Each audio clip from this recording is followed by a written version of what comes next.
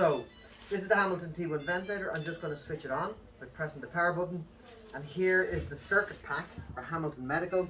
And this is for patients under 3 years of age. For 3-year-old and down, and they're marked Neo. This is the neonatal pediatric circuit, okay?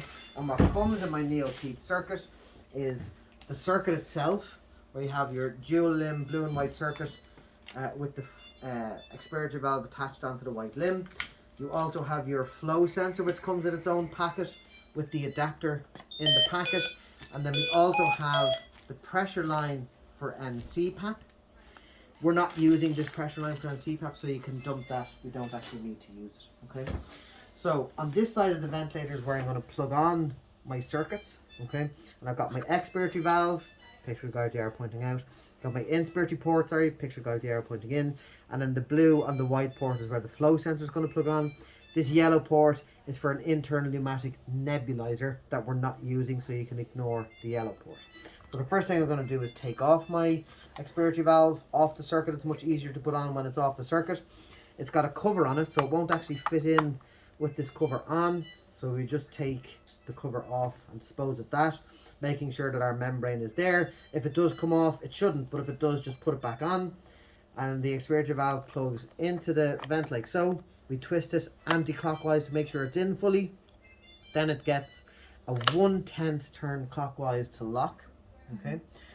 And then we're going to put on our circuit arm. So our blue limb goes on our blue inspiratory port, like so. And then our white limb goes on our expiratory port, like so. And then the last, we open our flow sensor packet, and the flow sensor plugs into the circuit. It can't plug in backwards. It'll only plug in one way. Plugs into the circuit, and then the flow sensor tubing runs back to the ventilator. It's color coded blue and no color. When you take it out of the packet, it's stuck together, so you need to peel it apart a little bit. And then the tubing plugs blue to blue, no color to no color. And now that circuit is ready to test with my adapter, okay? So on the home screen then, I've got my 2 shortcuts here. Well, underneath the shortcuts, I've got my pre-op check, and then my pre-op check is where I'm going to test the ventilator, okay? The first test I'm going to do is leak test. So here I press my leak test button. The ventilator tells me to disconnect the patient, which obviously already had, and then it asks me to block the breathing circuit. So what we're doing is just occluding the circuit. The ventilator then blows some air into the circuit, looking for a leak anywhere along. And that's it. So then it tells us to reconnect the breathing circuit. We're not going to connect it. And then we get a green tick, date and time, okay? If you get a red X, you got to make sure that everything is plugged in tightly. Make sure that the expiratory valve has been twisted all the way around, that it's locked in properly. Make sure that your tubing is plugged in correctly. And also make sure any ports that are on the circuit are not open by accident, that everything has been closed. Okay? So that's my leak test. So the next one, this is where I need my adapter that comes in my flow sensor packet. Okay? What the adapter is going to allow me to do when I plug it in is just take out my flow sensor and plug it in backwards. And that's how I do both directions of the calibration of the flow sensor. So I'm going to show you how that works. So with my pre-op check, we hit flow sensor. It tells me to disconnect the patient, and then it prompts me to flip the flow sensor, okay? And it gives you a little diagram of what to do. So you plug in your adapter, unplug your flow sensor, and plug it in backwards. And now you see it says calibration in progress. You only get 10 seconds from the prompt to actually flip the flow sensor, or else it'll fail and make you start again. So I'm not sure why that failed. We might have a leak in the circuit. Sorry, now let's try that again. So hit flow sensor, disconnect the patient, and then we'll flip the flow sensor.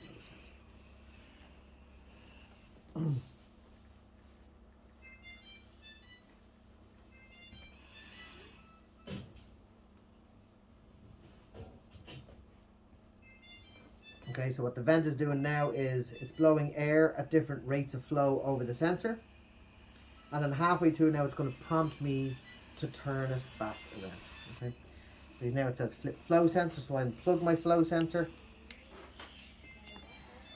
Plug it in now the correct way. I don't need my adapter anymore. And now it says calibration in progress. So it's doing the same thing now, but just in the opposite direction.